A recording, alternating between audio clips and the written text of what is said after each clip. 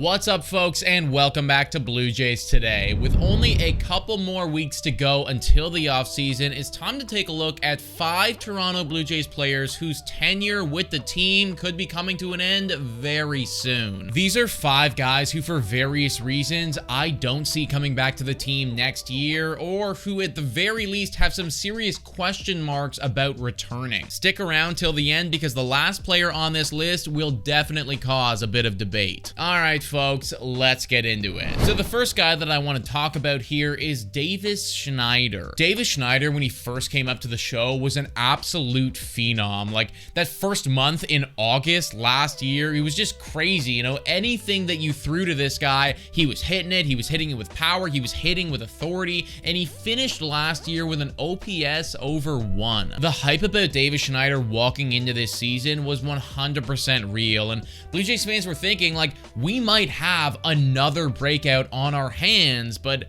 obviously now things are a bit different. This year, things aren't going nearly as well for Davis at the plate. He's batting below 200, has an OPS of 621. He's in the bottom 4th percentile in strikeouts. It's just not very good. And when you watch his at-bats, it's just abundantly clear there is a massive hole in his game right now. Any high fastball of any kind, he's not catching it, he's not making the right decisions, he's just getting beat on it every single time, and we haven't seen any kind of adjustment from Schneider so far. Now, Schneider does still have a lot of time left on his contract with the Toronto Blue Jays, so I don't see them DFAing him or trading him or really doing anything like that. What I do think, though, is that with all of these other prospects coming up and all these players that have a lot of potential, Schneider right now, with the way that he's playing, he just hasn't earned himself a spot on the Toronto Blue Jays next year. So I do still think that he's going to be in the organization, but I think that to at least start the season, he's not going to be on the Toronto Blue Jays. The second Blue Jay that I want to talk about here is actually Schneider. Now, I know that many of you people watching this are probably expecting just Blue Jays players, and this does feel like a little bit of a cop-out, but technically Schneider is a Toronto Blue Jay, and I do think that he isn't going to be with the team anymore next year. This whole season has obviously been a freaking disaster, and whether you want to blame it on the hitters or the pitchers or the bullpen or the management or just whatever, somebody is going to have to take the fall for what has been a horrible season from the Toronto Blue Jays. Now, a lot of us, myself included, are thinking that Ross Atkins should be the one to take the fall for what has gone on this season, but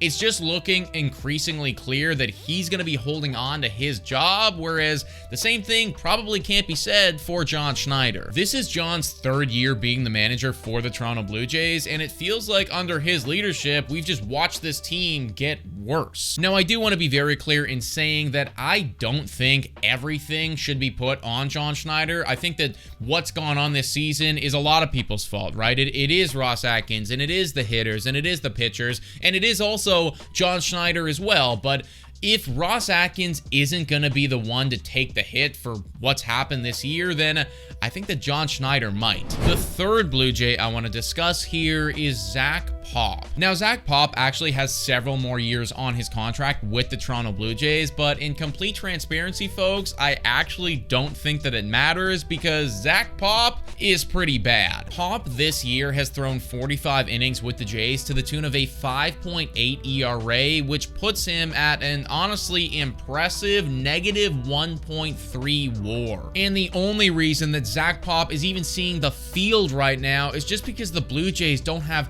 anybody else to pitch, right? The bullpen is completely decimated, and on almost any other baseball team, Zack Pop is not a major leaguer. To put it in perspective, the Blue Jays have the 3rd worst bullpen in baseball this year, and Zack Pop is arguably the worst out of all of those guys, so yeah, I feel like the argument for why Zack Pop won't be on the team next year is pretty clear. Next, let's talk about Bo Bichette. The drama with Bo Bichette and the management has been very well documented this year, and even though he did recently come out and say that he does want to be here long term and he's got plans of winning a championship with Vladimir Guerrero Jr., it doesn't change the fact that the management just might have had enough. In an article written by Mark Feinsand, an AL executive recently came out out and said, "I sense there is interest on their part to move Bichette. Buying a guy out of his ARB years and not extending him further sends a message that either he or they have concern past the 6 years they have him." Now, Bo, for a large part of his career, has obviously been great for the Toronto Blue Jays, but this season has cast a lot of doubt in people's minds as to what player he's gonna be and to just how he feels about the team overall. And considering the direction right now of the Toronto Blue Jays, considering we're trying out all of these young prospects and everything like that, and also considering that Vladimir Guerrero Jr. is probably going to be the guy to get that big long-term extension, it might honestly be time to move on. All of this obviously hinges on the Toronto Blue Jays getting a competitive trade offer for Bo Bichette, but if they do, then we may have seen the last of Bo Bichette in Blue Jays blue. Finally, let's talk about Jordan Romano. Whoa, time for your daily Betway breather. A quick reminder that the best place to bet is on Betway. Must be 19 years of age or older to play. In collaboration with iGaming Ontario, please bet responsibly. Now, back to the content. Now, honestly, guys, I actually wasn't even thinking about the possibility that Jordan Romano wouldn't be on the team next year until I read this article from Blue Jays Nation. They write, "Given the elbow injury and the need for a new outlook in the bullpen, there's a potential scenario where the Jays decide to non-tender Romano and look at redrawing the relief core from scratch. That's not to say the Jays can't link up again with the reliever, but as a free agent, everybody else will get an opportunity to sign the closer, and he will likely have a long list of suitors." They go on to say, "This all likely depends on how Romano heals up from his elbow injury and whether the front office believes he will return to form, which is not a given in today's day and age. There are many stories out there of players who excelled one season and then floundered the next, so committing upwards of $10 million on a reliever like Romano is a gamble, even if it is just for one season. Really, all this comes down to is money and health. You know, if Jordan Romano is 100% good to go and, you know, they're thinking that he will return to form, then paying him that $10 million